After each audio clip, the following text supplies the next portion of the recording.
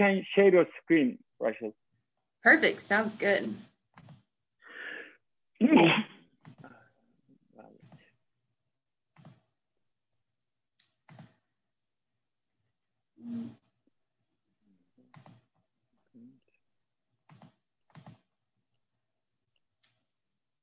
Oops. All right, so I'm just going to be talking about youth sports and concussion. Just a second. I'd like to introduce you one more panelist. Mm-hmm.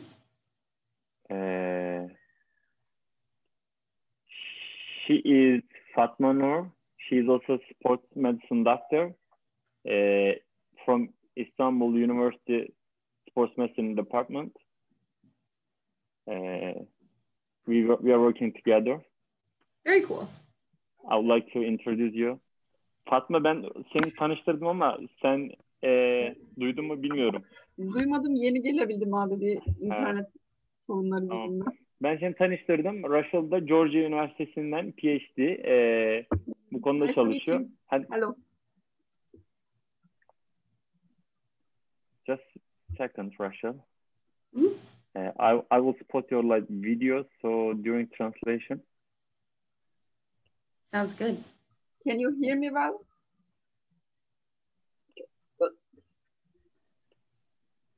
Fatma, çevirecek mi? Çevirebilirim abi. Tamam, sana bırakayım o zaman.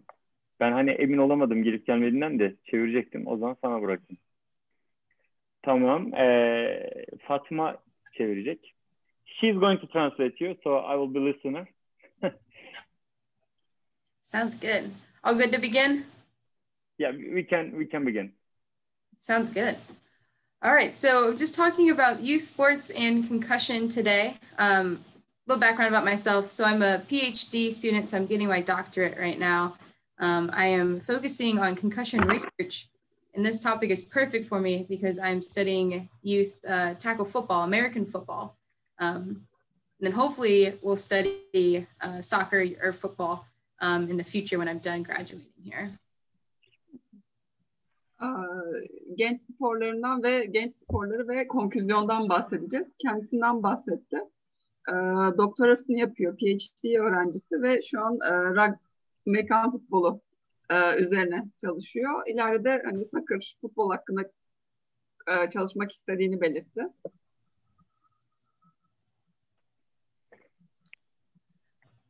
All right, just a brief definition of what a concussion is, right? So it's defined as a direct blow to the head or the body. So anytime that the brain is moving, that typically results in concussion-like symptoms. And we'll talk about those symptoms later on. So again, it can be from a direct impact, or it can be from an acceleration or deacceleration of the brain. So what that means is moving forward and then slowing down. Okay, can we translate just in a smaller chunks, smaller bits? Yes. It would be better. Okay. Mm-hmm. Konküzyon ya vücuda ya da kafaya direkt bir travma, direkt bir darbe olarak tanımlanıyor ve aslında beynin hareket ettiği herhangi bir travma buna sebep olabiliyor. Yani hızlanma, yavaşlanma gibi veya işte travma gibi. Okay. And then also the symptoms can be different from person to person. So it's not like spraining an ankle. Ve beyin travması yani konküzyonun semptomları kişiden kişiye de değişebilir. Bir ayak bileğini burkmak gibi değil.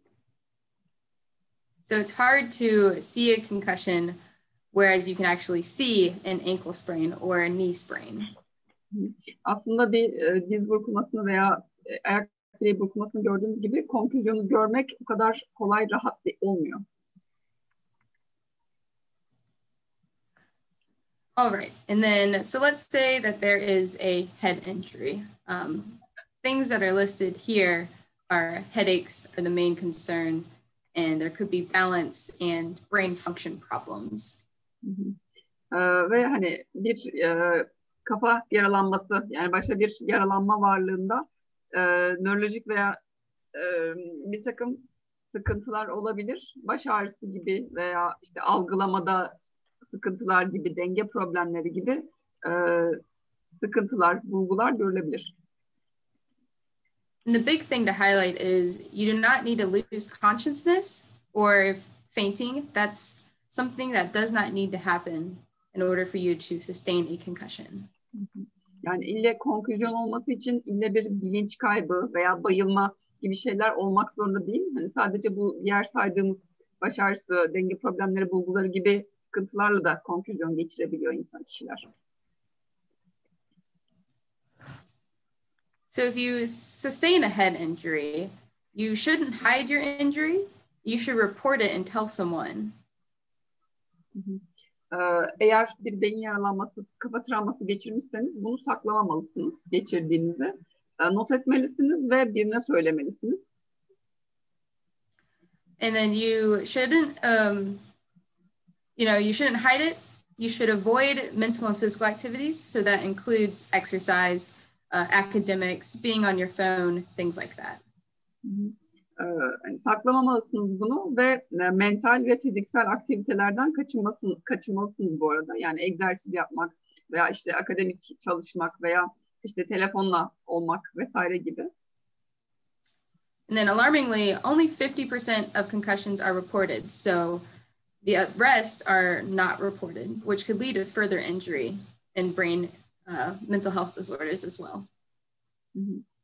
Ve hani endişe verici noktalardan bir tanesi de şu ki bu beyin konfüzyon yani beyin travmalarının sadece %50'si raporlanıyormuş, belirtiliyormuş Amerika'da ve bu hani ileri hasarlara neden olabilir tanınmaması.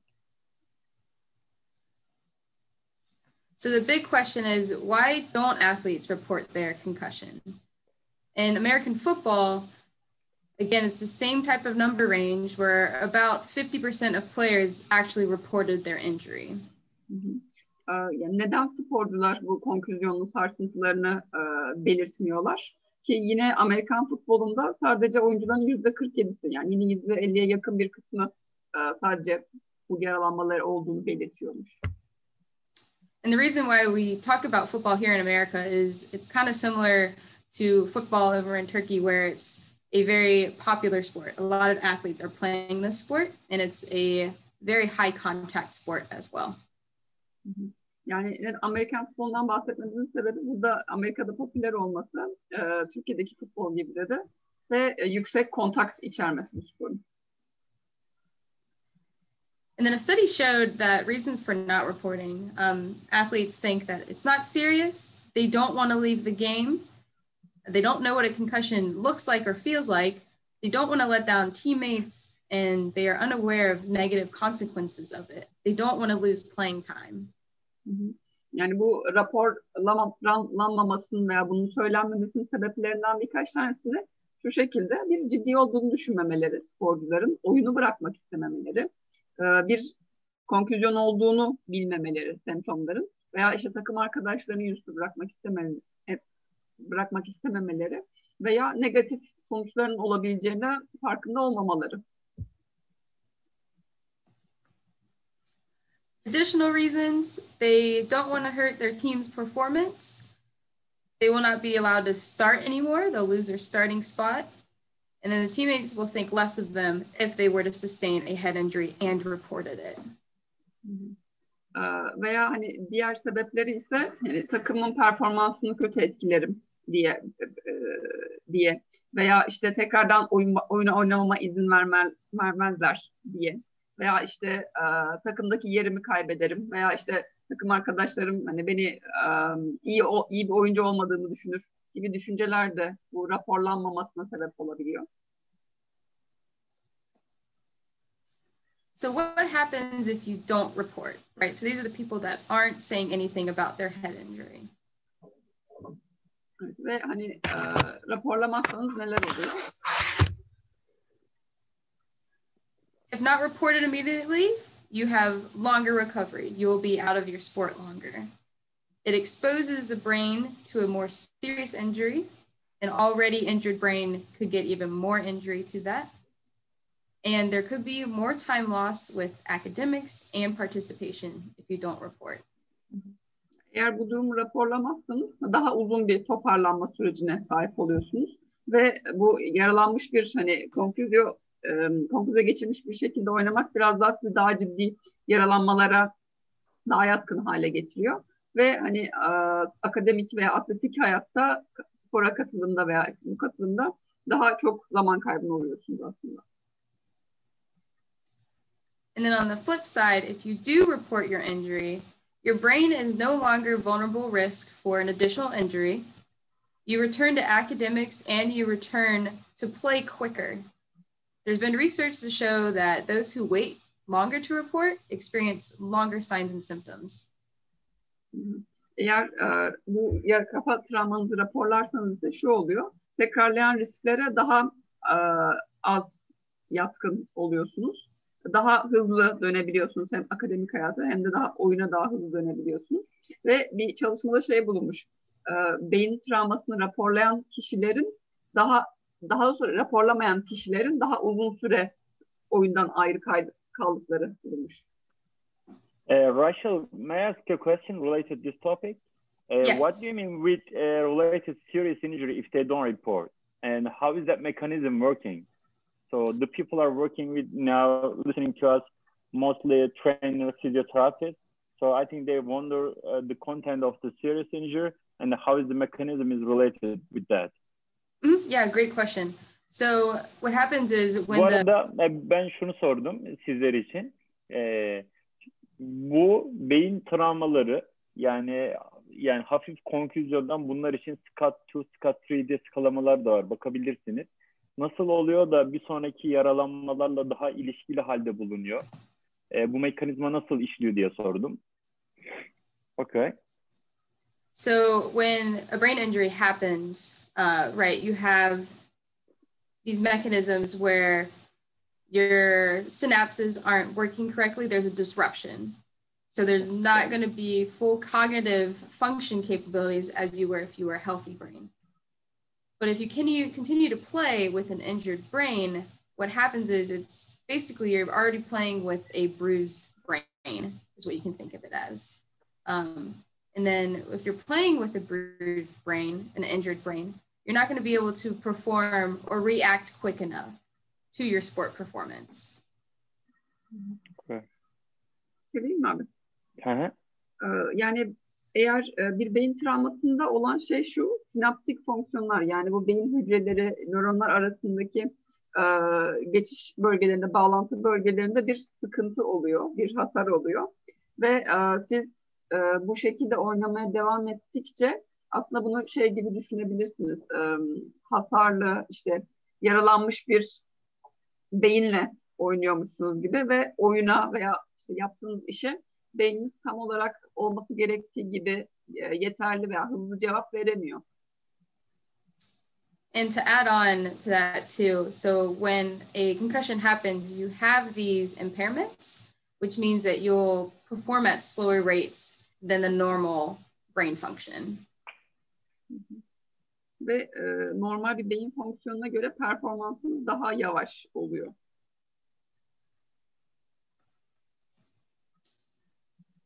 So looking at youth participation, so youth sports account for the greatest participation in sports compared to professional or high school, grade school level. En risk grubunda olan kişilerse genç katılımcılar spora. Çünkü diğer spor gruplarına göre daha fazla sayıda insan genç yaşta spora katılıyor. And then if you take those that are playing in sport, that's where nearly half of all concussions come from, is with sport participation. Ve hani bu gençlerdeki konküzyonların yani beyin sarsıntılarının neredeyse yarısı spora katılımlarından dolayı oluyor. Katılımları sırasında oluyor. Older athletes are more susceptible to sustain a concussion compared to younger athletes. Daha yaşlı sporcular, daha genç sporculara göre daha yatkın oluyor konküzyon geçirmeye.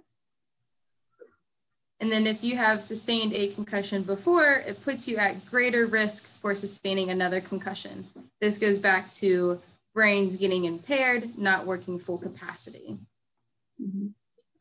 Ve eğer daha önce geçmişte bir konküzyon hikayeniz varsa bu da sizi biraz daha sonra tekrar konküzyon geçirmeye daha risk altına bırakıyor. And then age of first exposure. So this means that if you participate in a contact sport at a young age, that puts you at risk for sustaining another head injury compared to someone who started sport at a later age. Ve hani kontak sporları erken yaşta başlayan biri olarak bu durum sizi konküzyon yaralanması geçirmeye erken yaşlarda daha yatkın hale getiriyor. Kontak spora daha geç başlayan birine kıyasla. So this is a graph about what I mean about if you start younger, you have this greater window of sustaining another head injury compared to someone who is older and participate in sport later in life.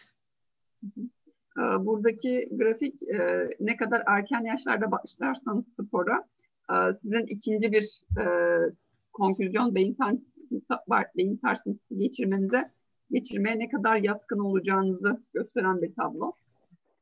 So my question is again related with this topic. So should kids start the sports in later age? So there's a dualism in here. So when they start younger, so they are more tend to exposure to their concussion. So the more they start later, the less they will vulnerable to the concussion. So how do you explain that? Yeah, so essentially what this is looking at, it's a theory-based where if you start later, you aren't playing contact sports, right? But if you are younger and you start playing a contact sport, that puts you more at risk because you're exposed to a contact more so than if you start sport later in life. However, there is research saying that even though if you start playing a sport at a younger age, you may have more resiliency or you may bounce back quicker from a concussion because you have that exposure. Yani hem çocuklara daha erken yaşta spora başlasınlar diyoruz. Hem de hani ne kadar erken başlarlarsa ikinci bir sarsıntı yaşama riski daha fazla olur diyoruz. Burada bir hani ikilik oluyor diye sorduk. Daha detaylı açıklamasını istedik. O da şey dedi, hani daha erken yaşlarda kontak spora başlarlarsa evet daha tekrarlayan beyin sarsıntısı geçirme riskleri artıyor maruz kaldıklarından dolayı. Ama aynı şekilde birkaç çalışma daha varmış. Hani erken yaşlarda spora başlayan kişilerin de hani daha reflekslerinin işte daha hızlı kaçabiliyorlar vesaire. Hani bunların gelişip biraz daha azaltabileceğine yönelik de çalışmalar mevcut. Does that answer your question? Yes. Okay. Right, thanks. Yep. All right, and then how concussions are assessed in the States, we do baseline testing. So this is when the athletes are completely healthy. This is typically occurring before they start their season. Ve hani konfüzyonu nasıl değerlendiriyoruz? İlk önce bir baseline, başlamadan önce bir değerlendirme yapıyoruz. Bu genelde sezon öncesi değerlendirme sırasında oluyor. So we gather symptoms, a cognition exam, balance, and vision. Semptomları değerlendiriyoruz. Bir kognisyon yani bilişsel işlevlerini değerlendiriyoruz. Denge ve vizüel, görsel muayenesini yapıyoruz. And then at the time that they sustain a head injury, they get reassessed so we can compare those scores to when they were normal and healthy.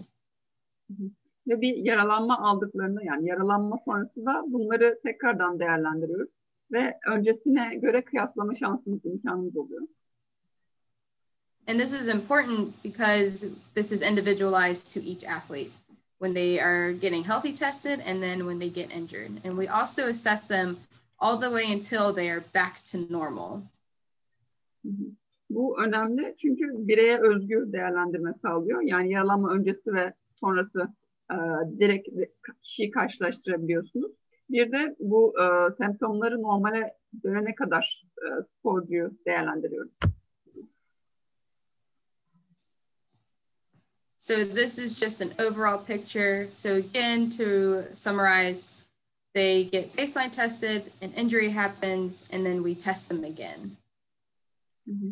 Bu da anlattıklarımızın tekrarı. Bir baseline yaralanma öncesi değerlendiriyoruz. Ondan sonra yaralanmadan sonra değerlendiriyoruz. And then if their post-injury scores are better than their baseline, then they get the green light and they can start participating in their sport. Ve eğer yaralanma sonrası skorları baseline başlangıç skorlarından daha büyükse yeşil ışık yakıyoruz ve oyuna dönebiliyorlar. But if their post-concussion scores is less than their baseline, then they continue to do minimal physical activity until they become asymptomatic or with no symptoms. Ve eğer baseline skorlarından düşükse yaralanma sonrası skorları hala minimum aktivite alıyorlar ve bu değerlendirmeyi semptomları gidene kadar tekrarlıyoruz. The recovery protocol, average recovery is 10 to 14 days. So this is when you report your concussion immediately. Otherwise, it can be up to a month if you do not report your concussion immediately. Ortalama toparlanma süresi 10-14 gün arası ama bu yaralanma yani beyin sarsıntınızı hemen bildirdiğiniz zaman geçerli. Eğer daha geç bildirirseniz toparlanma bir aya kadar sürebiliyor. And the protocol, when they become injured, is graduated. So they start doing minimal things and they work their way up to full participation in practice, so they can go to full participation in their game.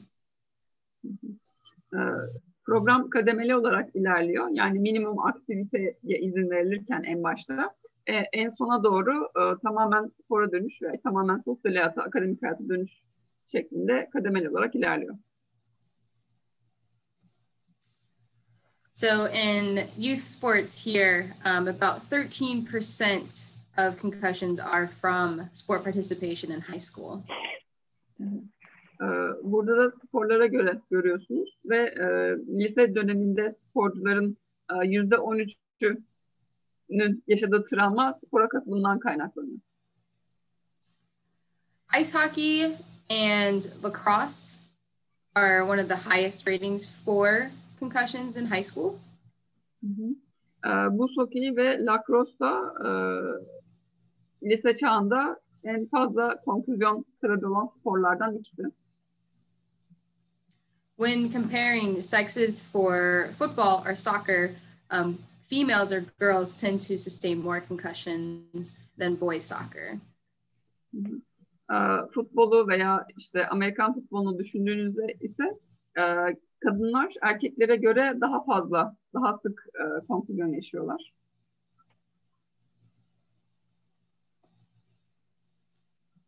And then for this one, again, the high school or younger athletes tend to get more concussions than college players. Ve burada da lise çağı sporcuları, üniversite çağı sporcularına göre daha sık konküzyon, beyin sarsıntısı yaşama eğiliminde oluyorlar. And then for soccer, again, females tend to sustain more concussions than males. But that might be because they are more intuitive to report their concussion than males. Ve yine aynı şekilde futbolda da kadınlar biraz daha erkeklere kıyasla konküzyon yaşamaya daha meyilli olabiliyorlar. Ama bu şundan dolayı da olabilir. Kadınlar biraz daha raporlamaya daha yatkın oldukları için de oluyor olabilir. And then for here, this is showing mechanism of injury. So most concussions, especially with football, soccer, ice hockey, things like that, player-to-player contact makes up for the majority. Yaralanma mekanizması olarak bakıldığında da hani Amerikan futbolu, buz hokeyi gibi sporlarda sporcuların birebir kontak haline olması yaralanma mekanizması olarak karşımıza çıkıyor. Intentional heading in soccer is not necessarily responsible for concussion. It's usually with the physical contact during a header mechanism. Yani hani istemli bir şekilde topa kafa atmak genelde bir mekanizma olarak karşıya çıkmıyor. Genelde hani bu bir fiziksel kontakt olması karşı oyuncuyla daha sık gördüğümüz mekanizma oluyor.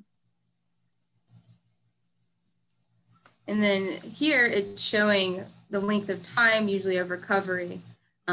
High schoolers who report their concussion typically resolve within 7 to 9 days. And the same thing with females with soccer as well too. Tend to report their concussion more, they recover quicker compared to males. Toparlanma zamanı da 7-9 gün arasında değişiyor ve yine kadınlar da daha hızlı belirttikleri için daha kısa sürede toparlama eğiliminde oluyorlar. Typically what happens if you do not report, you take longer to recover. So greater than 22 days. Ve hani raporlamadığınızda ne oluyor? Daha uzun süre toparlanmak için harcıyorsunuz ve bu da 22 günden daha uzun olduğu bulunmuş. So next steps, greater education about concussions and recognizing signs and symptoms. So essentially, if you get a head injury, you should say something. Ve hani ne yapılabilir? Farkına varmak ve eğitimini yapmak ve farkına varmak. Yani bir kafa yaralanması yaşadıysanız veya semptomlarınız varsa bununla ilgili bir şeyler anlatmalısınız, söylemelisiniz. There have been rule changes here in the States to promote safety. Youth soccer players can't actually head soccer balls here until they're 12. Ve hani bununla ilgili kural değişiklikleri yapıldı. Mesela genç futbol oyuncuları 12 yaşına kadar kafa vuruşu yapamıyorlar. Coaching strategies should change, right, to eliminate player-to-player drills where they can use dummies or cones, things like that, to minimize that exposure. Hani antrenörlük, koçluk stratejileri de değiştirilebilir. Yani birebir oyuncu kontaktından ziyade işte daha diğer malzemelerle yapılan antrenmanlara ağırlık verilebilir. And the knowledge of concussions, knowing to report, that goes for athletes, parents, coaches, healthcare providers. Ve hani konfüzyonlar hakkında bilginin artırılması, işte sporcular tarafından, ebeveynleri, koçlar ve sağlık sağlayıcıları tarafından. And coaches should recognize that when a concussion is reported sooner than later, they won't lose as much playing time. Ve hani antrenörler de şunu bilmeliler ki eğer bu konfüzyon daha erken raporlanırsa aslında daha kısa sürede spora dönme imkanları oluyor. And as discussed earlier, playing or continue to playing can result in long-term cognitive deficits and symptoms longer. Ve hani bu beyin sarsıntısıyla oynamak veya oynamaya devam etmek hem bilişsel yeteneklerde kötüleşmeye sebep oluyor hem de daha uzun süre toparlanma yöntemi oluyor. And that is all I have for today. Thanks, Rachel. Then I have a couple of questions related with your presentation. Okay.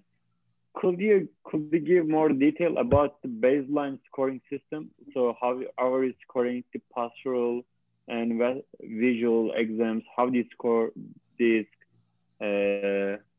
content? So for posture, we use this test called the balance error scoring system. And so with that, it's 3 different stances. It's only taken for 20 seconds and their eyes are closed. And with that too, we test them on a hard surface and then we test them again on a foam surface. So it's a very, very quick assessment and it doesn't take. What's the name of the test? How do the audience can find it?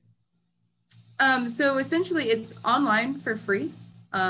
If you type in BESS, BESS, you can use that, and that has been shown clinically to differentiate healthy versus concussed. Can you spell it again? Yeah, BESS. Okay. ben şeyi sordum. Bu baseline skorlamada kullandığı parametreler var. Hani bunu nasıl yapıyorsunuz diye. Orada postural stabilite yani postural kontrol testi var. Kafa travmasından sonra sağ kenarında yapılacak. BESS diye bir şey varmış. İnternette de yazabilirsiniz. Buradan detayına bakabilirsiniz. Bu konu çok geniş bir konu yani. Okunacak çok şey var. Onu söyleyebilirim. Çok da önemli bir konu. Hani birçok belki eğer denk geldiyseniz yani futbol maçı izlerken bile Süper Lig'de bile eğer hani ben şuna çok rast geldim yani üst düzey takımlarımızdan kafa travması geçirmiş hatta o an böyle bir sarsıntı geçirdiği de belli olan ama sonra maça devam eden sporcular gördüm. Hatta bu sezon da gördüm bunu. Yani çok ihmal edilen bir alan. There's a BESS BE değil mi Fatma? Öyle diyeceğim ben yanlış bilmedim. Evet. BESS. Rachel, is it the short form of balance error scoring system, right? That's correct. No. BES Okay. diye yazılıyor. 2 tane S ile sonunda. Yani denge hata skorlama sistemi gibi olarak Türkçe'ye çevirebiliriz. BESS diye yazdığımızda çıkıyor. Şöyle bir şey mi? Balance Evet. error scoring system. Evet. There's a question about the boxing sport. How often do they undergo like routine examination? So for boxing athletes here, it's the same thing. The rules here are a little bit different too. So I know that if they sustain a knockout, they have to wait 3 months until they can participate again. And then if they sustain a TKO, it's 6 months. TKO. Eğer knockout olmuşsa 3 ay, TKO olmuşsa 6 ay. TKO onu ben bilmiyorum. TKO, TKO. total knockout or what does it? Yes. Total knockout. Okay. O teknik knockout'ta 6 ay. Galiba boks sporuyla uğraşan tamam. 3 ay 6 ay minimum dönüşebilir. So I wonder that like I'm asking as a father or the people can really wonder it. So if your kid had contact in their soccer game, some had mild concussion and then after 10 minutes he feels better. So should they continue to their playing game? Or this is my first question. And related with this, my second question, does it affect his growing pattern in the future? This injury? Yeah, to answer your first question, I think with youth athletes to get it checked out immediately because they're in the stages of brain development. Cool. And then to answer your last question, I haven't looked at any research or have seen anything about, concussions or just repeated head injuries or contact, if that stunts anything. You haven't seen anything, right? No. Ben sordum. Bu çocuk kafa travması aldı. Oyuna devam edebilecek mi, edemeyecek mi? So the baseline team, the healthcare provider should test all these baseline scores, right? Yes. So he had some noise, like his cognitive function is totally full. What time is it? Which team are they going to play? And what is the minute of the game? He's totally fine. Just some like nausea and small headache, but he says that I can continue play. I'm okay. So we need to still test his baseline score. So what is the minimum criteria to let? I mean, as a healthcare provider, what's the minimum criteria as a score to let him play or not? So if his cognition is normal, but symptoms are not, then I would not continue to play. And I would wait until the following day to reassess. Okay. Şöyle diyelim ki ben hani çocuk olarak siz bir çocuğun ya da normal bir sporcu için de böyle bir travma yaşadı. hafif bir baş ağrısı oldu ya da bulantısı oldu. Kognitif fonksiyonları burada şey soruluyor tabii ki. Hani I think the Modi's question, right? Something like that I found in the literature. Mm-hmm. Did you heard about it? Like Maddox's question, sideline assessment of possible concussion. MADDOCKS. Do you know? I have seen a version of that. I haven't used it personally. Okay. Fatma Tatlı mesajını görmüyoruz. Bu arada şeyi söyleyeyim. Yani hani Maddox questionnaire diye bir şey var. Kognitif fonksiyonları iyi olsa bile o an sporcunun ama bir semptom yaşamışsa ertesi güne kadar tekrar bekliyoruz. Tekrardan ertesi gün o skorlamalarını tekrardan yapıyoruz, değerlendiriyoruz. Tabii orası detaylı konu. Orayı şimdi anlatmadı. Ona siz kendiniz de bakabilirsiniz. Eğer orada da bir kere asla izin verilmiyor. Büyüme gelişmeyle ilgili bir ilişkisi var mı bu travmaların dedim.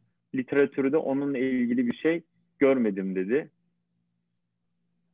Bu question'ı değerlendirme yaparlarken doğal test ikili görev kullanıyorlar mı? Ya da nörokognitif performans değerlendirmeyi nasıl? When you are testing the concussion athletes, how do you evaluate neurocognitive function? How do you test the neurocognitive? Yeah, we use 2 different forms. So we use what's called the standard assessment of a concussion, and there's a pediatric youth survey. And then we use computerized testing. What's the name of the testing? Can you write down in the chat? Yes. Let's see. Okay. I'm going to stop sharing real quick. Okay. Şimdi chat kısmına yazıyor. Elif Yılmaz sizin sorunuzun cevabını.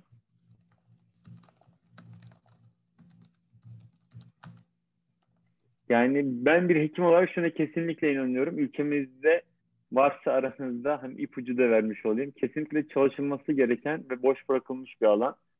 Hem de çok önemli bir alan. Bu alan Sport Concussion Assessment Tool. Bu değerlendirme yapıyorlarmış. Okay.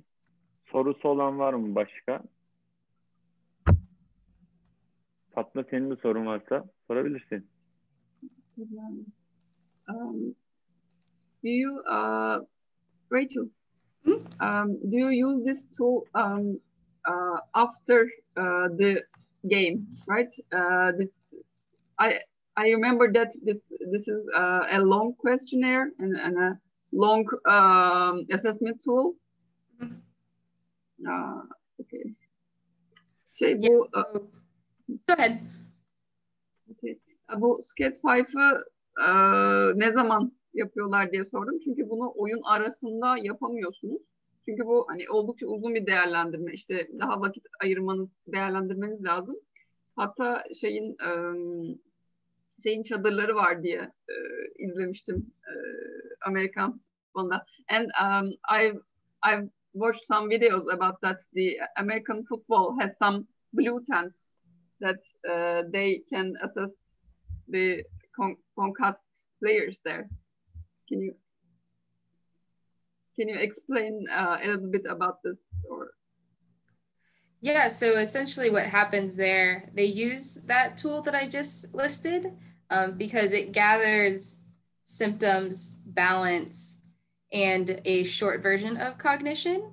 So that's typically what is being analyzed. And then if they did poorly on it, they do more testing with us the next day.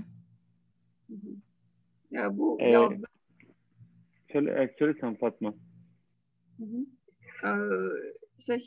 Bu yazdığı testle ilgili cevapladı. Ya o hızlıca semptom, denge ve kognisyonla ilgili özellikler, sorular var. Bunları hızlıca değerlendiriyorlar. Eğer bunlarda bir sıkıntı varsa bir sonraki gün daha detaylı bir değerlendirme yapıyorlar sporla ilgili.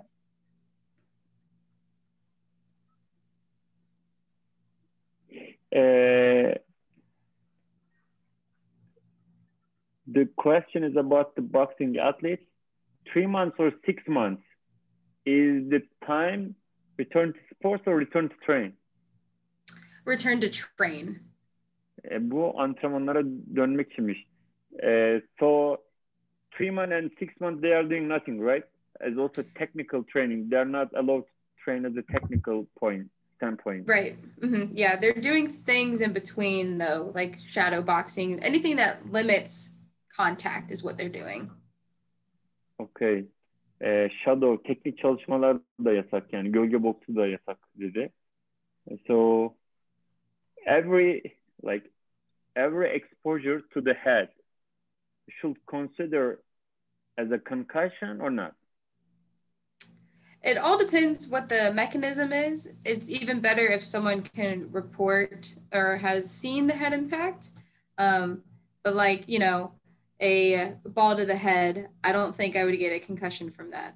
I think it all just depends on what the severity of it is. Okay. Bu şeyine bağlı, ciddiyetine bağlı aldığı darbenin. And also depends on the symptoms, right? If there's a symptoms, so if it is even like light exposure, we can consider it as a concussion. Mm.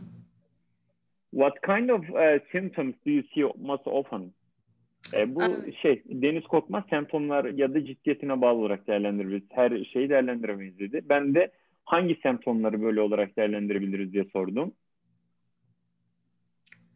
The top symptoms are usually headache, nausea, dizziness, and kind of feeling like uneasy, lightheadedness. Kind of like you're in a fog is what it's described as. Okay. Baş ağrısı en belirgin semptomlardan bir tanesi. Fog dediği sanırım bulantı, baş dönmesi. Baş dönmesi.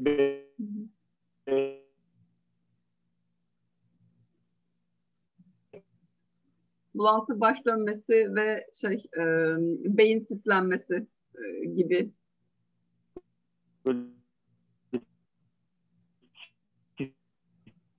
Bir hal olarak en belirgin semptomları. Bir de benim de çok dikkatimi çekmişti. Hani buraya ben bunu okurken yani bunu makalelere baktım. Orada da mesela SCOT 2 ve SCOT 3 diye değerlendirme, hani siz okuyabilirsiniz. Ben de hani birkaç research tavsiyesi sorabilirim. Do you have any research advice for reading for the participants? Like some significant articles that you say the people read about it? Yeah, so I'm going to pull up, let's see, my slideshow real quick. Çünkü çok şey var. Onlar alanın içinden olduğu için en önemli olanlarını bizle paylaşabilirler. Biz de gerekirse onu çeviririz hem sizin için. Ya da siz kendiniz de okuyabilirsiniz.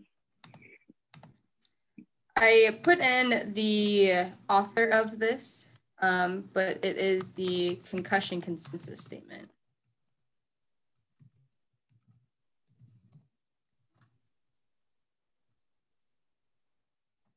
Okay, McCoy 2017 Concussion Statement. Bu çalışmayı okuyabilirsiniz dedi. So the question is like after the concussion, can they return to sports before 14 days? What is there a minimum limited day to return to sports? Yes, so I have seen players return to sport before 14 days. Again, it all depends what their symptoms are and their cognition scores. Okay. Bu tabii kognisyon bilişsel skorlarına ve semptomlarına göre değişir. 14 günden önce de dönebilir ve sonra da dönebilir. Alınan darbeler de yaş ve cinsiyet farkı olmakta mıdır? Yoksa tamamen what is the negative consequence of the exposure to the head? Do they depend on the age and sexes? So what do you think?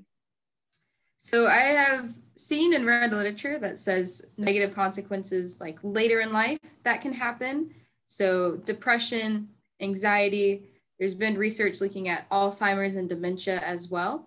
But it's hard to say if the brain injury from a concussion results into that. Typically, we can't find that out until the participant has passed away. Okay. Yani hayattan passed away, right? You said. What was that? You said passed away, right? Mm-hmm. Okay. Ölene kadar yani hani bunu bilmek zor ama bu konküzyonların kişi özgü sonuçlardan yani şöyle negatif şeyleri depresyon, anksiyete, kaygı bozukluğu gibi şeylere neden olabilir. Again, the question is, these negative consequences depends on the age and sex of Yes. the players, like women and female. Which group is more vulnerable? More vulnerable groups include females and then younger athletes who have played their sport longer. Şöyle bayan sporcular ve genç sporcular yani ne kadar uzun süre o sporu oynuyorlarsa onlar daha bu şeye yani daha risk altındalar. And those with more than 3 concussions too. What do you say? And then those who have a concussion history of 3 or more concussions. Okay, ya da 3 ya da daha fazla concussion şeyi de tabii daha tehlikeli bir duruma arz ediyor.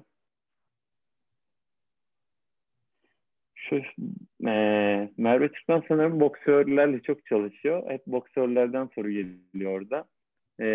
There are some, I think, participants, they are working with boxing athletes. She's a boxer, boxing athlete. And what kind of application are you are you following for the boxing athletes? Because they are always getting punched to their head. So what kind of way are you following? What's the path? So here in the States, we have boxing, but we don't really look at it a whole lot as far as concussions. We are starting to look at it more with military personnel who participate in boxing. So we have seen, and they wear sensors when they get hit in the head on, what the severity is.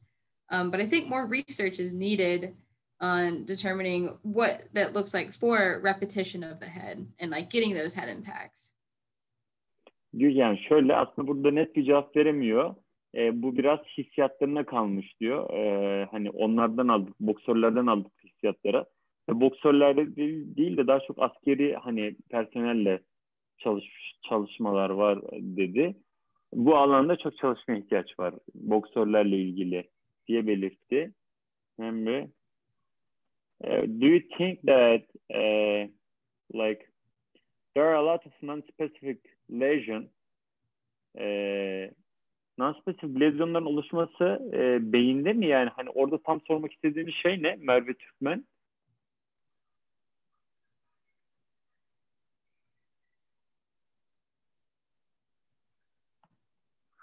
What is the reason of what is the cause? What is the reason for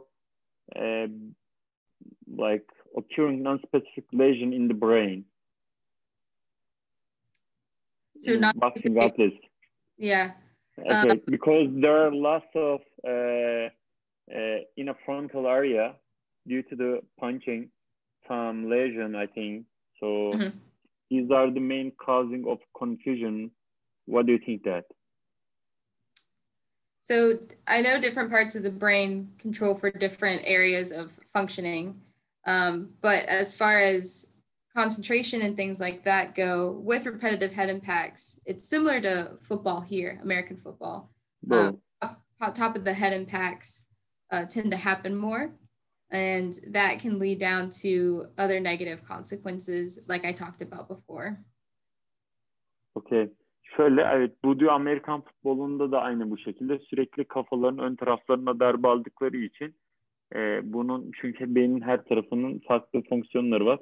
Kognitif ve konsantrasyon fonksiyonlarıyla ilişkili olduğunu söyledi. So should people do boxing or not? That's the $1 million question, right? Should we participate in sports at all? But what I see is, participation in sport is great, right? You have peer development and things like that. for especially health points as a health point standpoint. So I think maybe you can wear a protective something material. So yeah, I agree. I think there could be more protective equipment, and I think that there could also be just sports strategies that change a little bit too, just to protect the athlete a little bit more, but not eliminate the sport. I don't think sport should be eliminated whatsoever. Yani burada tabii ki sporu yok sayamayacağımıza göre koruyucu malzemelerin, ekipmanların giyilmesi, özellikle bayan futbolunda ben görmüştüm yani hani kafalarının şu tarafına kafa toplarına vurdukları için hani koruyucu malzeme giydiklerini. Merve Türkmen'in soruları sanırım yanıtlanmıştır. Boksörlerle ilgili başka soru. I think there is no more question. So thank you, Rachel, for your joining us today. Very positive contribution and a new vision for the participants. I think they can look for and read a lot. And thanks again. I appreciate it for joining us today. Yeah, thank you. It's different to hear what's going on internationally in the States. Yeah. All good. Thanks. Have a good day too. Bye-bye. Thank you. Thanks for presentation. Of course. Katılan arkadaşlara da teşekkür ediyoruz. Yani amacımız dediğimiz gibi bugün hani aslında bir bakış açısı kazandırmak, bir farkındalık oluşturmak. Ben şeyde gördünüz, isterseniz onu okuyabilirsiniz. Hepinize keyifli günler, keyifli akşamlar diliyorum. Tekrardan görüşmek üzere. Fatma ağzına sağlık. Görüşmek üzere tekrardan. Görüşmek üzere. Okay. You can just leave, Rachel. Okay. Bye-bye. Thanks.